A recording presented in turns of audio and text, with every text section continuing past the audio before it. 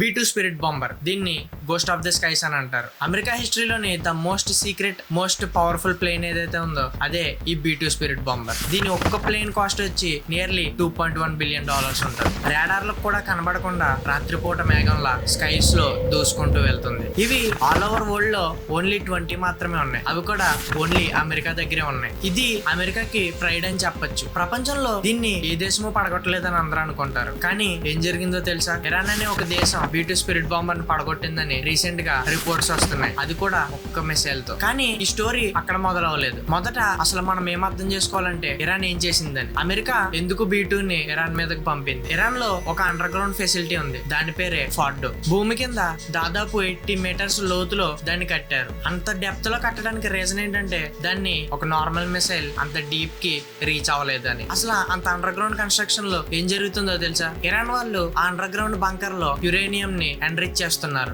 Uranium అంటే nuclear power కి అవసరమైన మెటీరియల్. ఇరాన్ సైంటిస్ట్స్ అలాగే లీడర్స్ ఒక ఆర్డర్ వేశారు, యురేనియం ని వెంటనే వెపన్స్ గ్రేడ్ వరకు ఎన్రిచ్ చేయమని. ఇది చాలా సీరియస్ సిగ్నల్. వెపన్స్ గ్రేడ్ అంటే అది డైరెక్ట్ న్యూక్లియర్ బాంబ్స్ లో అయితే యూజ్ చేస్తారు. ఇది విన్న అమెరికా, ఇజ్రాయెల్, సౌదీ అరేబియా ఇవన్నీ కంట్రీస్ అయితే అలర్ట్ అయ్యాయి. యుఎన్ కూడా ఇరాన్ కి వార్నింగ్ ఇచ్చింది దీన్ని అర్జెంట్ గా స్టాప్ చేయమని చెప్పి. కానీ ఇరాన్ అక్కడతో ఆగలేదు. వెంటనే అమెరికా అయితే ఒక డిసిషన్ తీసుకుంది, ఫార్డో ఫెసిలిటీ బంకర్ ని నాశనం చెయ్యాలని. కానీ 80 మీటర్స్ అండర్ గ్రౌండ్ లో కట్టిన బంకర్ కి normal missiles and bombs work చేయవు. అందుకే అమెరికా తన దగ్గర ఉన్న most powerful and dangerous bomb అయిన GBU-57 వాడింది. దీన్ని మ్యాసివ్ ఆర్డినెన్స్ పెనట్రేటర్ అని కూడా అంటారు. ఒక్క బాంబ్ వచ్చి నియర్లీ 14,000 కిలోస్ వెయిట్ అయితే ఉంటది. అది అండర్ గ్రౌండ్ లో నియర్లీ 60 మీటర్స్ లోతు వరకు వెళ్లి పేలుతుంది. ఇంత భారీ బాంబ్ ని ప్రపంచంలో క్యారీ చేయగలిగిన ప్లేన్ ఒక్కటే ఉంది, అది B2 స్పిరిట్ బాంబర్. అందుకే అమెరికా B2ని పంపించింది. B2 రాడార్ కనిపించదు కాబట్టి ఇరాన్ కి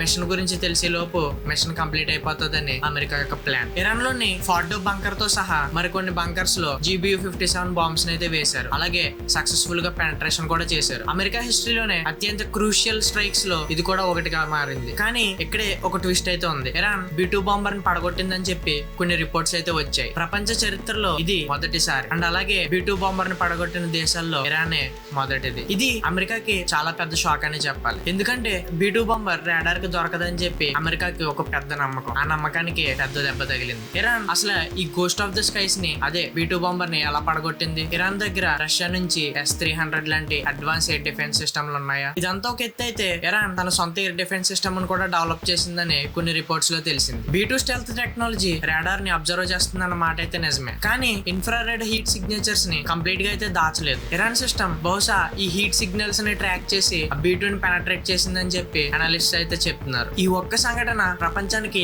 ఒక పెద్ద మెసేజ్ అయితే పంపించింది, అదే B2 ఇంకా ఇన్విజిబుల్ కాదు అని. అమెరికా మిలిటరీ సుప్రమసీకి ఛాలెంజ్ ఇవ్వగలిగే కంట్రీస్ ఎగ్జిస్ట్ అవుతున్నాయని రుజువు చేసింది. చైనా, రష్యా, ఇరాన్ ఇవన్నీ దీన్ని చూస్తుంది. అండ్ అలాగే ఆ కంట్రీస్ కి ఒక కాన్ఫిడెన్స్ అయితే వచ్చింది. మరి ఇప్పుడు అమెరికా ఏం చేస్తుంది? ఇదంతా ఒక్క స్ట్రైక్ తో ఆగిపోతుందా, లేదా ఇది మరింత పెద్ద కాన్ఫ్లిక్ట్ కి బిగినింగ్ అవుతుందా? మిడిల్ ఈస్ట్ మళ్ళీ అగ్నిగుండంలా మారుతుందా? ఈ క్వశ్చన్స్ కి ఆన్సర్ అయితే ఇంకా రాలేదు. కానీ ఒక్క విషయం మాత్రం పక్కా క్లియర్ గా ఉంది, ప్రపంచం మారిపోతుంది, జియో పాలిటిక్స్ కూడా మారిపోతున్నాయి. ఈ B2 వర్సెస్ ఇరాన్ స్టోరీ కేవలం ఒక మిలిటరీ ఇన్సిడెంట్ మాత్రమే కాదు, ఇది America versus Iran decades of war కి ఒక న్యూ బిగినింగ్. ఈ స్టోరీని ఇలాగే ఫాలో అవ్వాలంటే మన ఛానల్ సబ్స్క్రైబ్ చేసి పెట్టుకోండి. ఇలాంటి డీప్ ఎక్స్ప్లెనేషన్ వీడియోస్ మేము ముందుకు మరికొన్ని తీసుకురావడానికి ట్రై చేస్తాం. సబ్స్క్రైబ్ చేసుకోండి. Voice of GL.